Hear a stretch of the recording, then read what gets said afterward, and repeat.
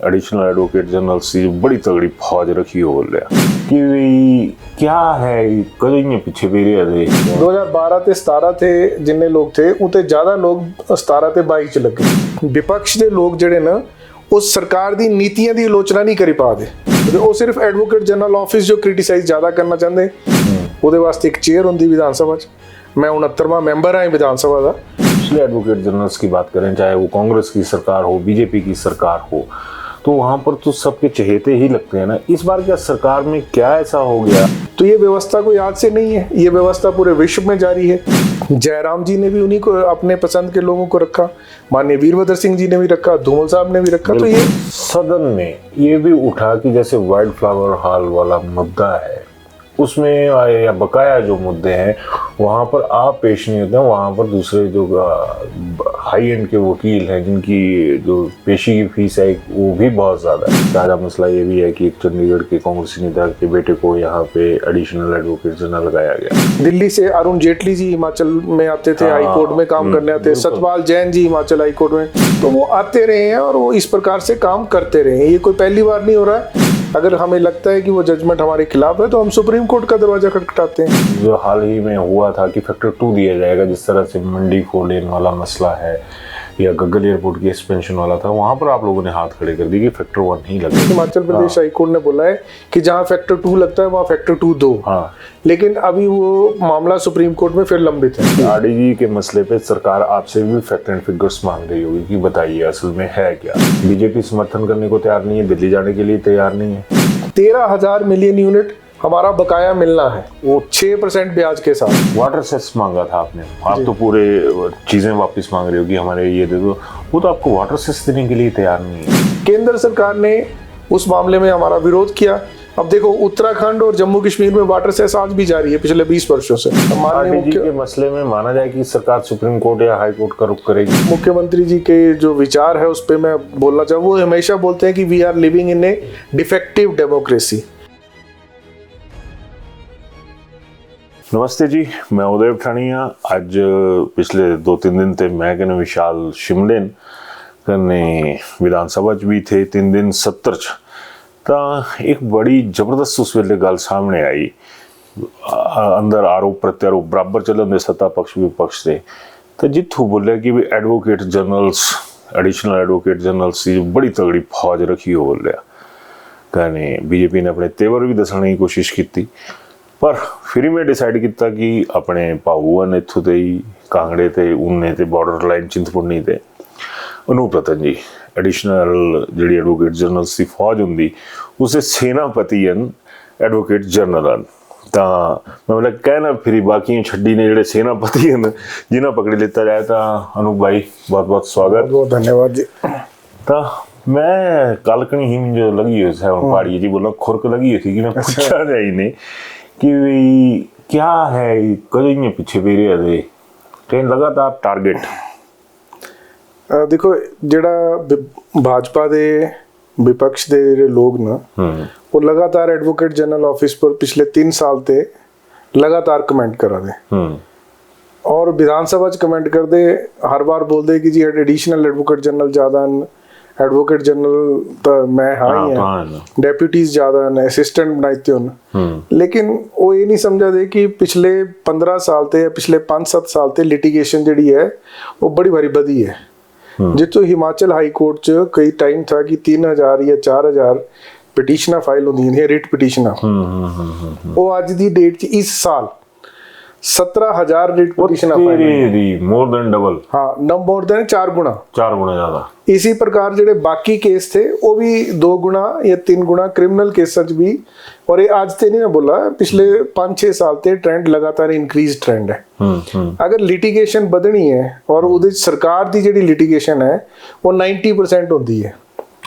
हिमाचल ਜਿਹੜਾ है वो इंप्लॉई स्टेट है और इंप्लॉइज दी लिटिगेशन, ट्रांसफर दी लिटिगेशन, इंप्लॉइज दे पेज जो लेने लिटिगेशन, स्केल जो लेने लिटिगेशन, कई प्रकार दी लिटिगेशन जी और लगातार पिछले 7-8 साल ते इंक्रीजिंग ट्रेंड पर है। okay.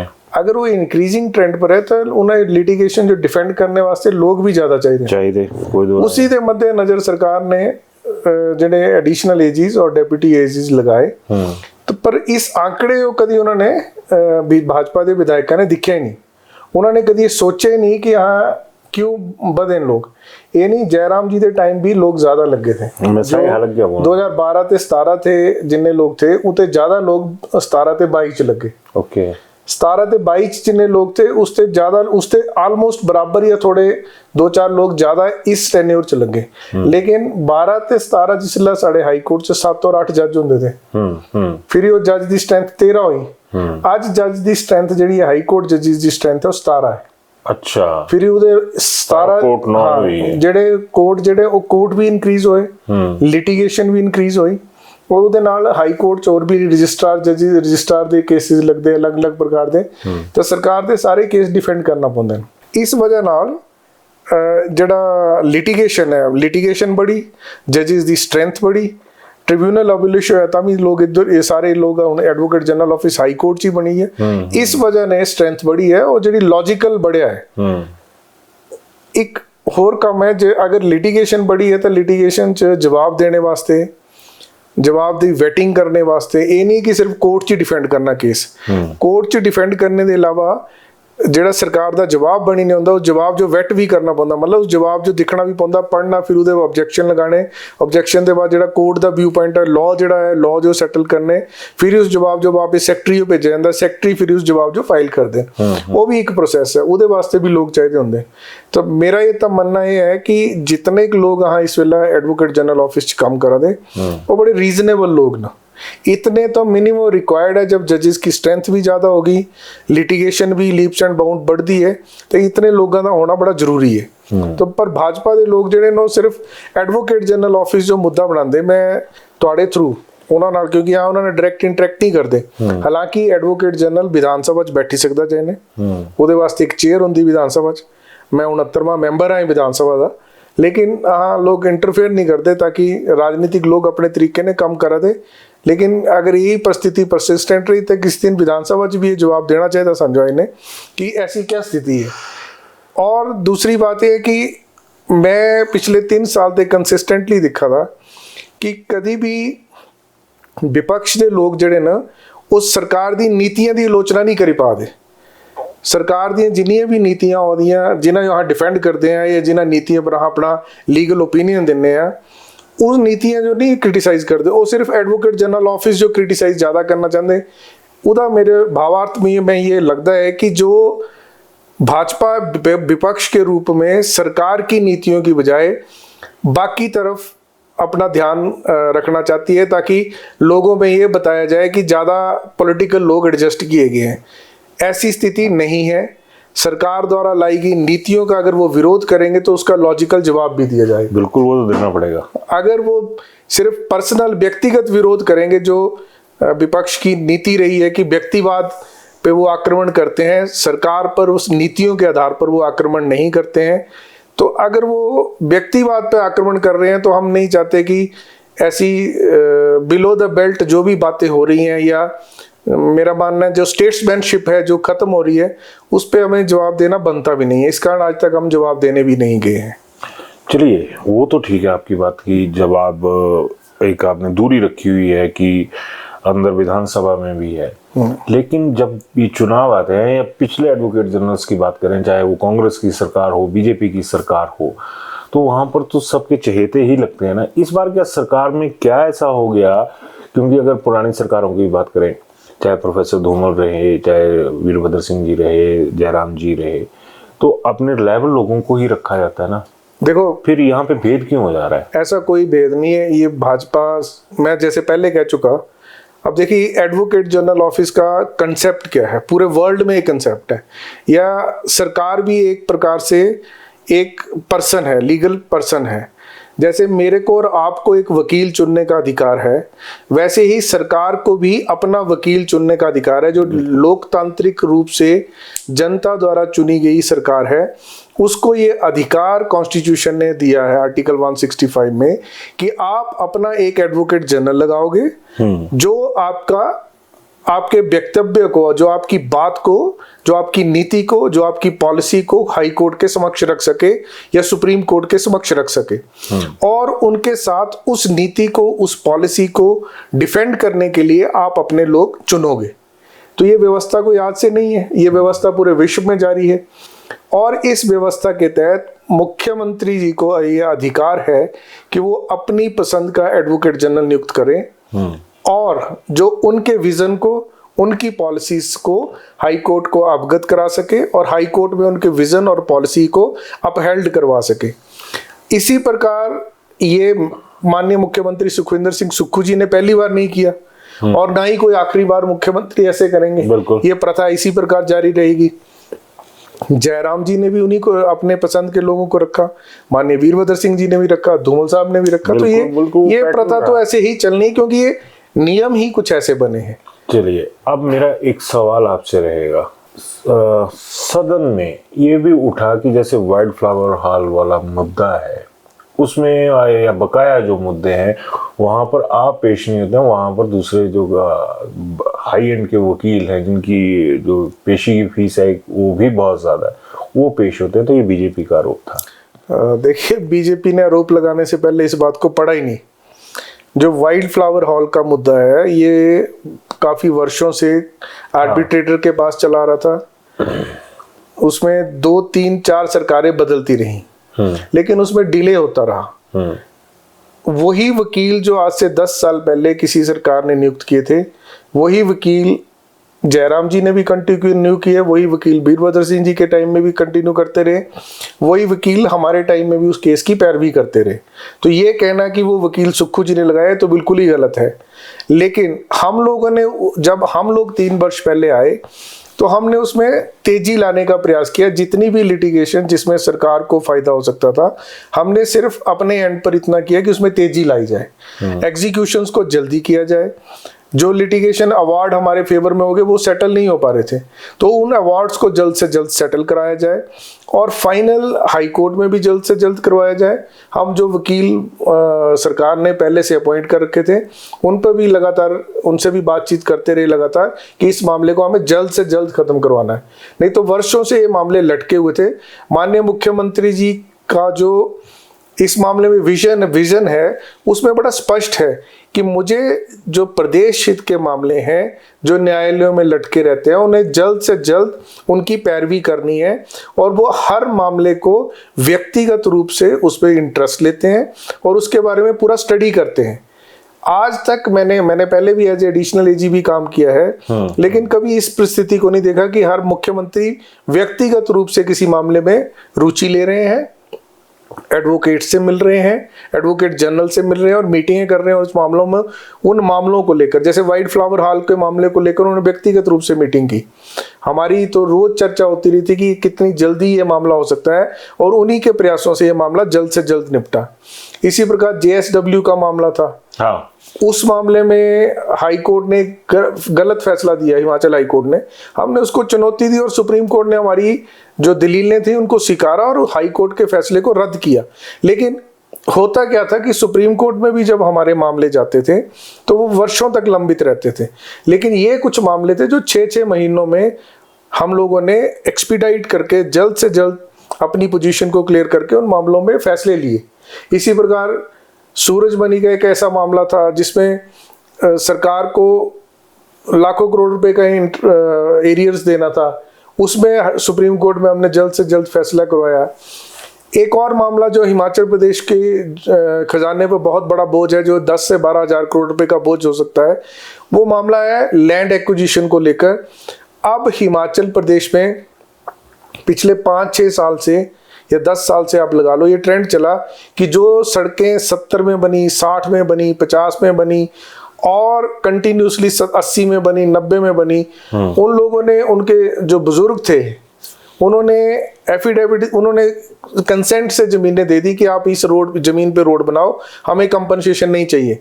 लेकिन आज लोग जो हैं वो कंपनसेशन के लिए आ रहे हैं 25 साल बाद, 50 साल बाद, 60 साल बाद, और जिसमें सरकार को अगर देना पड़े तो 10-12 हजार करोड़ रुपए देना पड़ सकता है।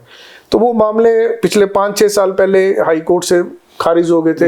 हाई कोर्ट से उस मामलों में उन मामलों में हाई कोर्ट ने सरकार के अगेंस्ट फैसले दिए, जिसमें अब हम सुप्रीम कोर्ट में फिर पैरवी कर रहे हैं और माननीय मुख्यमंत्री जी उन मामलों को व्यक्तिगत रूप से देख रहे हैं कि ऐसे मामलों में क्यों लोगों को, जब उनके दादा परदादाओं ने पैसे नहीं मांगे, तो अब की पीढ़ी को इस प्रकार से किस प्रकार सरकार ये दे सकती है। ओके, मेरा सवाल आप बीच में से घुमा गए जी, कि जो दिल्ली के या बाहर के चंडीगढ़ के वकीलों का है, एक ताज़ा मसला ये भी है कि एक चंडीगढ़ के कांग्रेसी नेता के बेटे को यहाँ पे एडिशनल एडवोकेट जनरल लगाया गया। तो क्या बीजेपी के वक्त में ये तमाम चीज़ें नहीं हुआ करती थी? ये तो जैसे मैं पहले कह चुका कि वकील पैरवी के लिए, प्रदेश सरकार के हित में पैरवी के लिए वकील, प्राइवेट वकील शुरू से लगाए जाते रहे हैं, चाहे वो हाई कोर्ट में लगाए जाते रहे हो। एजी ऑफिस होने के बावजूद हाई कोर्ट से भी वकील लगते रहे हैं, एक स्पेशल पैनल होता है। और दिल्ली से अरुण जेटली जी हिमाचल में आते थे, हाई कोर्ट में काम करने आते, सतपाल जैन जी हिमाचल हाई कोर्ट में, पटवालिया जी, या मैं और भी कई वकील आते थे। लेकिन जब सरकार को लगता है कि किसी मामले की पैरवी के लिए और ज़्यादा बढ़िया या और ज़्यादा एक्सपीरियंस वाले वकील चाहिए, तो वो आते रहे हैं और वो इस प्रकार से काम करते रहे हैं। ये कोई पहली बार नहीं हो रहा है, और मैं फिर कह रहा हूँ ये आखिरी बार भी नहीं होगा। जब जब सरकार को और सरकार के मुखिया को ये लगता है कि मुझे सरकार के हित में काम करना है, तब तब सरकार अपने न्यायालय में अपने बेस्ट एडवोकेट को, एडवोकेट जनरल के साथ साथ उनको भी प्रतिनिधित्व देती है, ताकि सब सरकार और सरकार के खजाने को न्याय मिल सके। बिल्कुल बात सही है। ये इस सवाल को मैं आप लोगों के सामने भी रख रहा हूँ। क्या सियासत के लिए सियासत करना ज़रूरी है? क्योंकि अगर इस सियासत के हमाम में देखें तो नंगे तो बीजेपी कांग्रेस और दोनों है, इस हमाम में नंगे हैं बीजेपी कांग्रेस। क्योंकि आज भी ये कहा जा रहा है कि बाहर से वकील हायर होते हैं, तो बीजेपी के वक्त में भी वकील हायर होते थे, फिर ये छीटाकशी क्यों? खैर, अभी आपने मैं तो आपसे एक बात कहना चाह रहा हूँ कि एडवोकेट जनरल ऑफिस पॉलिटिक्स का माध्यम नहीं है। एडवोकेट जनरल ऑफिस के माध्यम से राजनीति नहीं की जा सकती है। हमारा काम है न्यायालय में सरकार के पक्ष को रखना, सरकार के पक्ष को मजबूती से रखना। न्याय देना हमारा काम नहीं है, न्याय देना न्यायाधीशों का काम है। अब कोई फैसला हमारे हक में आता है या दूसरे के हक में जाता है, वो तो न्यायाधीश के उनके अपने व्यक्तित्व, उनका अपना जजमेंट है, तो उस जजमेंट को हम कंट्रोल नहीं कर सकते हैं। लेकिन ये जरूर है, अगर हमें लगता है कि वो जजमेंट हमारे खिलाफ है तो हम सुप्रीम कोर्ट का दरवाजा खटखटाते हैं। इसी प्रकार ये प्रक्रिया बनी हुई है, तो उस प्रक्रिया के तहत ही सरकार काम कर रही है। चलिए, अब मैं इसके बाद आरडीजी वाले मुद्दे पे जाऊंगा, लेकिन मेरा एक लास्ट सवाल रहेगा जी। फैक्टर 1 और फैक्टर 2 जी, आपको जो हाल ही में हुआ था कि फैक्टर 2 दिया जाएगा, जिस तरह से मंडी 4 लेन वाला मसला है या गग्गल एयरपोर्ट की एक्सपेंशन वाला था, वहां पर आप लोगों ने हाथ खड़े कर दिए कि फैक्टर 1 ही लगेगा, और उसके ऊपर भी अभी कोई आगे की आपका क्या, सरकार का क्या मानना है कि जिनकी ज़मीनें आज जा रही हैं, क्या वो 1 टाइम के हकदार हैं आज की डेट में, फैक्टर 1 के हकदार हैं? देखो, जो right to fair compensation act है, वो हमेशा, वो कानून 2013 में जब डॉक्टर मनमोहन सिंह जी की सरकार थी, तो वो एक ऐसा कानून बनाया गया है जो कानून किसानों के हक में है, जिन जमीन के मालिकों के हक में है, और उस कानून के तहत जमीन के मालिकों को बहुत ज़्यादा प्रोटेक्शन दी गई है, जिसमें आपके रिहेबिलिटेशन प्लान बनेगा, आपकी कंपनसेशन फैक्टर 2 और फैक्टर 1 से प्रोवाइड की जाएगी। लेकिन कानून में प्रावधान है कि फैक्टर 1 और 2 लगेगा कहाँ। वो फैक्टर 1 और 2 सरकार को रखा गया है कि सरकार किस जमीन को फैक्टर 1 देगी, और उसमें अलग अलग प्रकार से जमीन को बांटा गया है। सुप्रीम कोर्ट कैसे बोल रहा है फिर कि भाई वो ही तो हाई कोर्ट ने भी बोला है? नहीं, सब सुप्रीम कोर्ट और हाई कोर्ट, अभी हाई कोर्ट ने, हिमाचल प्रदेश हाई कोर्ट ने बोला है कि जहां फैक्टर 2 लगता है वहां फैक्टर 2 दो। लेकिन अभी वो मामला सुप्रीम कोर्ट में फिर लंबित है। अच्छा। तो मामले में सुप्रीम कोर्ट सरकार गई है कि, और वो SJVNL के केस में बोला गया है, तो SJVNL भी उसमें शायद उसमें सुप्रीम कोर्ट गई है। चलिए, पर वो इश्यू ये है कि फैक्टर 2 और 1 कानून के अनुसार जहां जहां मिलना है, वो कानून की अनुपालना जब तक वो कानून है तब तक करनी ही पड़ती है। ठीक है, अब यहाँ से मैं जा रहा हूँ सीधा आरडीजी वाले मसले पे। आरडीजी के मसले पे सरकार आपसे भी फैक्ट एंड फिगर्स मांग रही होगी कि बताइए असल में है क्या, और जिस तरह से डिमांड की जा रही है, उसके ऊपर आप जो सच्चाई है वो जरा बताइए कि बीजेपी समर्थन करने को तैयार नहीं है, दिल्ली जाने के लिए तैयार नहीं है, और आप लोगों के भी तो इस वक्त वो कहूँ कि हाथ खड़े हैं। देखिए, जैसे माननीय मुख्यमंत्री जी ने इस मामले में अपना स्पष्टीकरण दिया है, उस मामले में बहुत स्पष्ट बात है कि रेवेन्यू डेफिसिट ग्रांट्स आर्टिकल 275 के अंडर के तहत हिमाचल प्रदेश या अन्य प्रदेश के देश के जितने भी राज्य हैं, उनमें जहां भी डेफिसिट है वहां देय है, वहां देने के लिए केंद्र सरकार बाध्य है। परंतु अब जो इशू उठा है कि भाजपा उसका समर्थन करे या कांग्रेस उसका विरोध करे, या भाजपा विरोध कर रही है कि आरडीजी बंद ही होनी चाहिए, मैं उस विषय पर तो नहीं जाना चाहूंगा, लेकिन मैं कानूनी विषय पर आपसे जरूर स्पष्ट करना चाहूंगा कि कानून में भारत सरकार और प्रदेश सरकार, हम दोनों सरकारें गणतंत्र का हिस्सा हैं। केंद्र सरकार की कुछ जिम्मेवारी है, वही प्रदेश सरकारों की भी जिम्मेवारी है। आरडीजी केंद्र सरकार की जिम्मेवारी है, और आरडीजी को बंद करना उन राज्यों में विशेषतया जहां पर वो रेवेन्यू सरप्लस राज्य नहीं है, वहां पर ये कानून की उल्लंघना है। तो संविधान प्रदेश सरकार के हितों की रक्षा करता है, और जब हमारी आवश्यकता पड़ेगी हम उच्च न्यायालय में या सुप्रीम कोर्ट में जब भी हमारी आवश्यकता पड़े, अभी तो माननीय के मसले में माना जाए कि सरकार सुप्रीम कोर्ट या हाई कोर्ट का रुख करेगी। देखिए, अभी सरकार का माननीय मुख्यमंत्री जी का मत है कि पहले इस मामले को माननीय प्रधानमंत्री जी से उठाया जाए, और प्रधानमंत्री जी को इस मामले में कन्विंस किया जाए कि आरडीजी हिमाचल प्रदेश को मिलनी चाहिए, क्योंकि Himachal Pradesh revenue surplus state नहीं है। उसी के साथ साथ माननीय मुख्यमंत्री जी ये भी कहते हैं कि अगर प्रदेश केंद्र सरकार जो हमारा बहता सोना है पानी, उस पर एनएचपीसी के एसजेवीएनएल के प्रोजेक्ट जो 40 साल पूरे कर चुके हैं, अगर आप उन प्रोजेक्ट्स को स्टेट को वापस कर देते हैं, क्योंकि माननीय मुख्यमंत्री जी और ये वर्ल्ड ओवर प्रैक्टिस है कि जब भी कोई हाइड्रो पावर प्रोजेक्ट 40 वर्ष पूरा कर जाता है तो वो प्रोजेक्ट उस प्रदेश को वापस मिल जाता है। बिल्कुल। अब एनएचपीसी ने 1978 से चंबा वाले प्रोजेक्ट, बैरासूल प्रोजेक्ट पे लेकर बैठे हैं। बीबीएमबी हिमाचल बनने से पहले से वो प्रोजेक्ट है, लेकिन वो पानी, वो संपदा हिमाचल की है, बांध हिमाचल में बना है, बिजली हिमाचल में पैदा होती है, वो प्रोजेक्ट, वो संपदा हिमाचल की है। इसी प्रकार एसजेवीएनएल भी हिमाचल 25% का शेयर है उसमें, लेकिन वो संपदा तो हिमाचल की इस्तेमाल कर रहे हैं।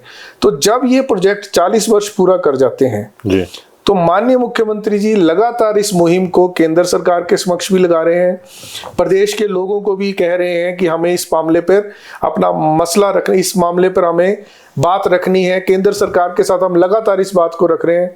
इसी प्रकार शानन पावर प्रोजेक्ट जो 100 साल की लीज खत्म हो गई है, वो हमारा है, उसमें भी केंद्र सरकार ने बोल दिया कि अभी आप इस मसीह को पंजाब को से नहीं लोगे, लेकिन वो मामला भी प्रदेश सरकार का है। अगर माननीय मुख्यमंत्री जी ये कहते हैं कि अगर ये तीनों प्रोजेक्ट प्रदेश सरकार को वापस मिल जाते हैं, एनएचपीसी, बैरासूल, एसजेवीएनएल के पुराने प्रोजेक्ट और शानन पावर हाउस और बीबीएमबी, तो हम आत्मनिर्भर हैं। तो हमारे को आरडीजी की आवश्यकता नहीं पड़ेगी, लेकिन हम अपने रिसोर्सेज केंद्र सरकार को दे रहे हैं। केंद्र सरकार उनसे कमाई कर रही है। जैसा कि अभी हम बीबीएमबी के मामले में दिल्ली में अभी भी अटॉर्नी जनरल ऑफ इंडिया से मुलाकात करके आए। 13,000 मिलियन यूनिट हमारा बकाया मिलना है, वो 6% ब्याज के साथ, लेकिन पिछले 11-12 साल 2010 से 16 सालों से वो हमें नहीं मिल रहा, डिले हो रहा। पिछले 2 सालों से हम लगातार उस पर बातचीत कर रहे हैं, 20 बार उस केस को सुप्रीम कोर्ट में लगवा चुके हैं। इस प्रकार वो तो हमारा पुराना बकाया है, जब से स्टेट को 7.19% का शेयर नहीं मिला है। लेकिन अब जब वो 40 साल प्रोजेक्ट पूरे कर चुके हैं और वो प्रोजेक्ट 45 पैसे या 60 पैसे या मान लो 70 पैसे पर यूनिट बिजली जनरेट कर रहे हैं, और उस बिजली को 6 रुपए हिमाचल को ही वापस बेच रहे हैं, तो ऐसी स्थिति में माननीय मुख्यमंत्री जी कह रहे हैं कि उन प्रोजेक्ट से या तो हमारी हिस्सेदारी 12% से बढ़ाकर 50% कर दी जाए, या उन प्रोजेक्ट को हमें वापस किया जाए, ताकि वो प्रोजेक्ट तो हमारी संपदा है। हम अपना पानी की संपदा यूज नहीं कर रहे हैं, हम अपने वन की संपदा यूज नहीं कर सकते हैं, तो हमारे पास बचा क्या? 20% लैंड बची है, उस पर हिमाचल रेवेन्यू सरप्लस कैसे होगा? हम रेवेन्यू सरप्लस है, लेकिन केंद्र सरकार हमारे संसाधनों का प्रयोग कर रही है, उसके बदले में हमें रेवेन्यू डेफिसिट ग्रांट मिलती थी, वो ग्रांट अगर हमें या वो ग्रांट दे दें या हमारे प्रोजेक्ट वापस कर दें। बिल्कुल, अगर ये होता है तो हिमाचल वासी खुश रहेंगे इसमें, और माननीय मुख्यमंत्री जी इस बात को लेकर आगे बढ़ रहे हैं।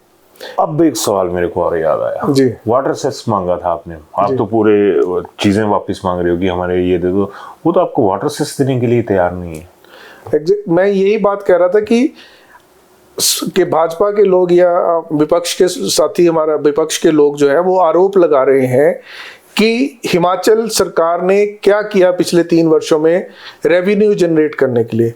तो मैं ये, क्योंकि न्यायालय में मामले आते रहे हैं, तो मैं इस बारे में जानकारी देता हूं कि पिछले 3 वर्षों से लगातार हिमाचल प्रदेश अपना रेवेन्यू जनरेट कर रहा है, क्योंकि टेपरिंग में आरडीजी आ रही थी, तो हिमाचल सरकार को पता था कि हमें रेवेन्यू जनरेट करना है।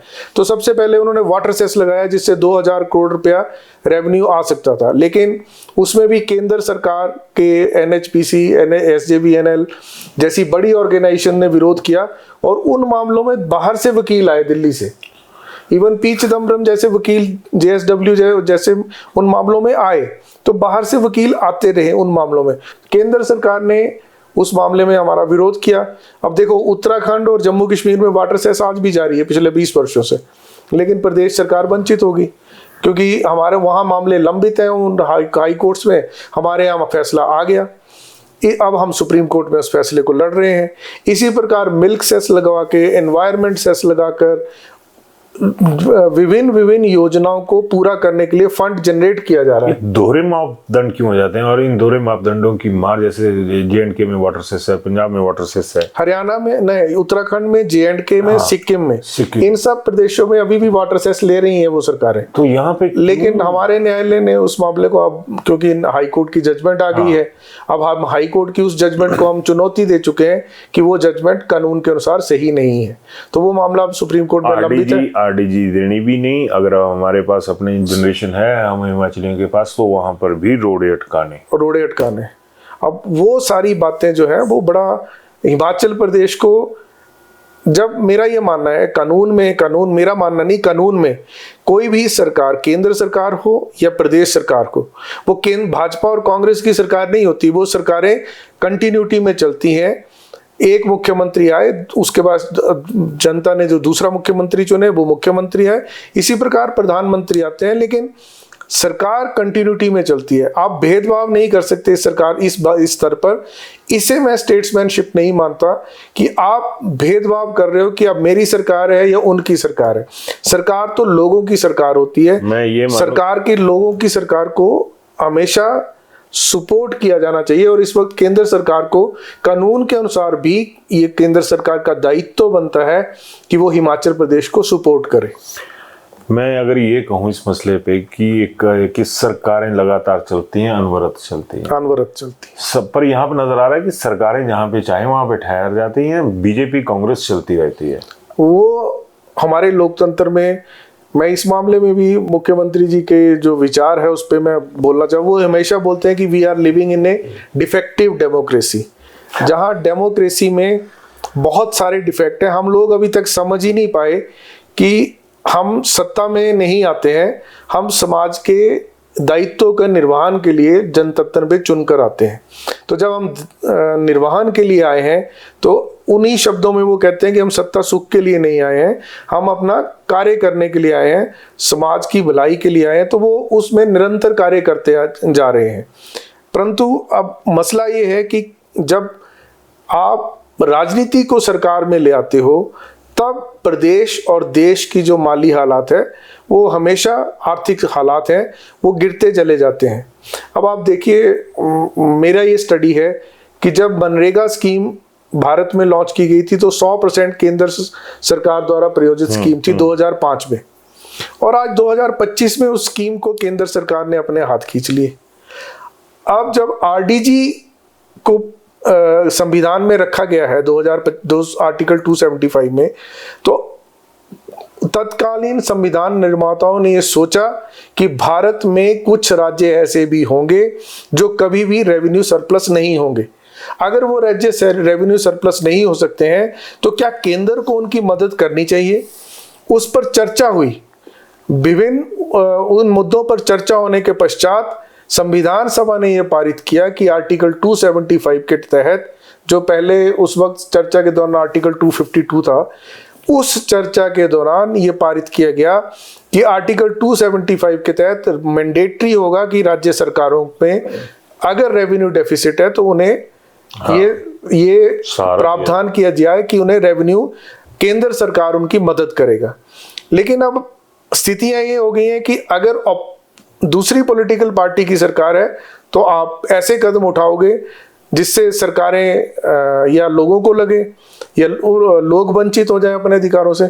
सरकार में बैठे हुए लोग वंचित नहीं होते हैं, वंचित तो लोग होते हैं उन संसाधनों से। बिल्कुल। आज जो वंचित हो रहा है, मैं और आप वंचित हो रहे हैं, हम सारा समाज वंचित हो रहा है।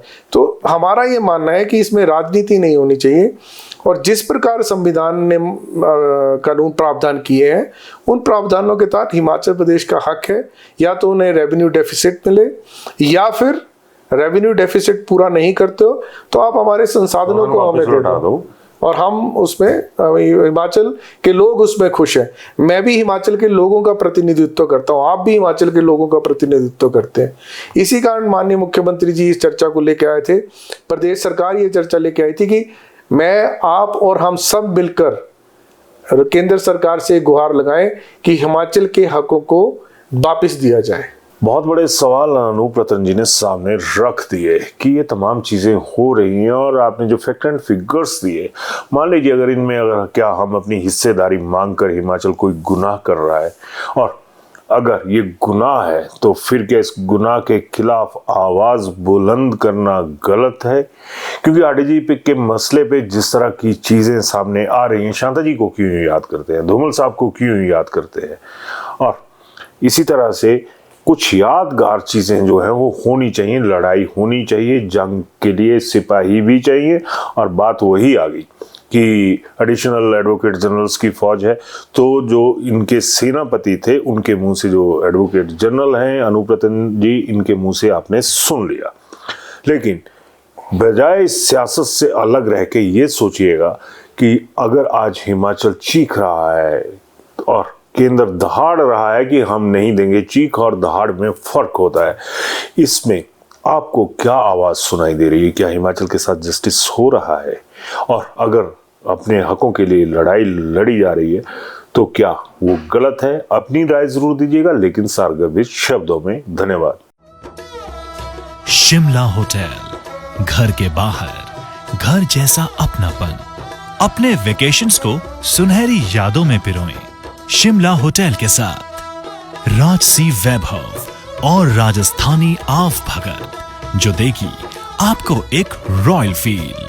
हिमाचल वासियों के लिए जयपुर में ठहरने का अपना होटल, शिमला होटल।